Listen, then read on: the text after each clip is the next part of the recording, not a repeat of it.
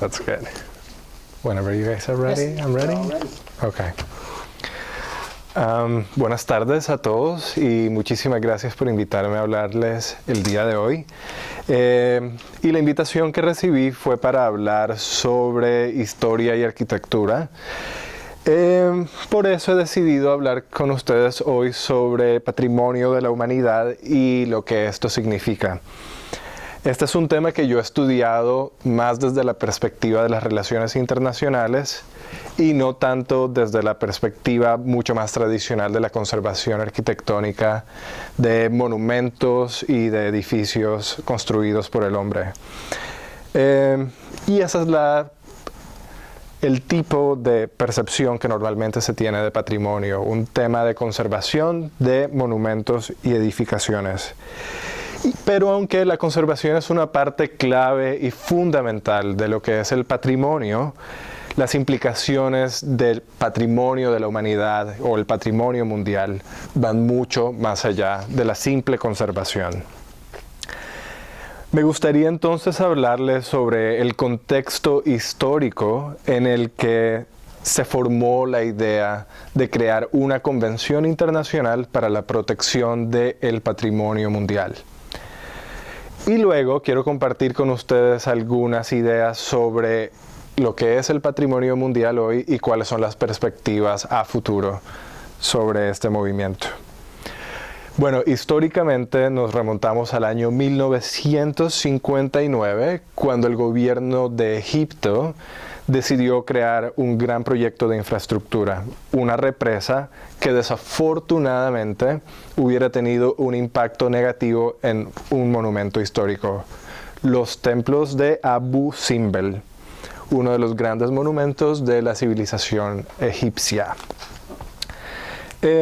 La UNESCO en ese año decidió lanzar una campaña para salvar los templos, como la Organización de las Naciones Unidas para la Educación, la Ciencia y la Cultura.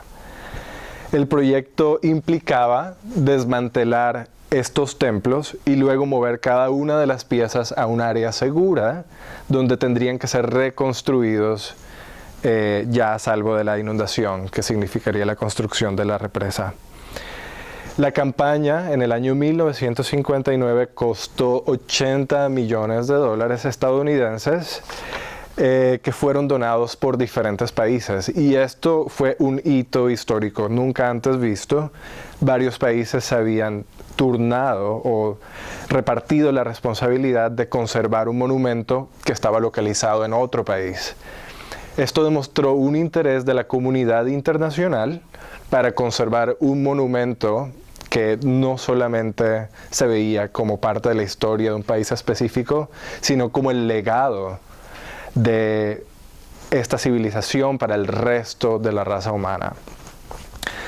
Y a partir de ese momento otros países demostraron también interés de preservar sitios que eran de interés histórico para la humanidad, que estaban localizados en sus propios países. Un caso ejemplar que muchos de ustedes probablemente se encuentran familiarizados con él es el caso de la Laguna de Venecia, que incluso hoy en día aún se encuentra amenazado por el aumento en el nivel de las aguas y que también es un sitio de patrimonio mundial.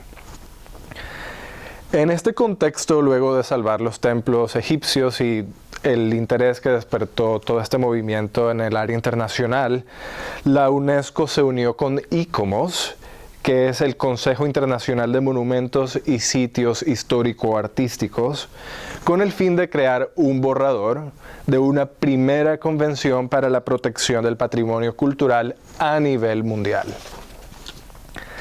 Y hasta allí todo parecía estar muy de acuerdo con el concepto y la idea que hoy en día tenemos, incluso hoy, de lo que es la conservación del patrimonio. Pero en una conferencia en la Casa Blanca en 1965 surgió una idea un poco revolucionaria para el momento, que significaba no solamente tratar de conservar el patrimonio arquitectónico y monumental de la humanidad, sino también incluir sitios que tuvieran belleza natural, fuera de proporciones comunes y corrientes, un sitio que fuera extraordinariamente bello, natural, también podría ser sujeto de ser preservado por una convención internacional. Y en 1968, IUCN, o UICN en español, que es la Unión Internacional para la Conservación Natural, hizo una propuesta internacional a sus países miembros. Luego, siguiendo con la línea de tiempo, en 1972, la UNESCO firmó la Convención sobre la Protección del Patrimonio Cultural y Natural, mucho mejor conocida como la Convención de Patrimonio Mundial de la UNESCO. Y este documento revolucionó la forma en la que se entiende el patrimonio, pues porque fue mucho más allá de la conservación de sitios arqueológicos o monumentos históricos, o de monumentos o sitios naturales, sino también a la combinación de sitios mixtos que tenían elementos tanto arquitectónicos como naturales. Creo que aquí, I think I'm gonna stop right here, and then I'll continue. Sure.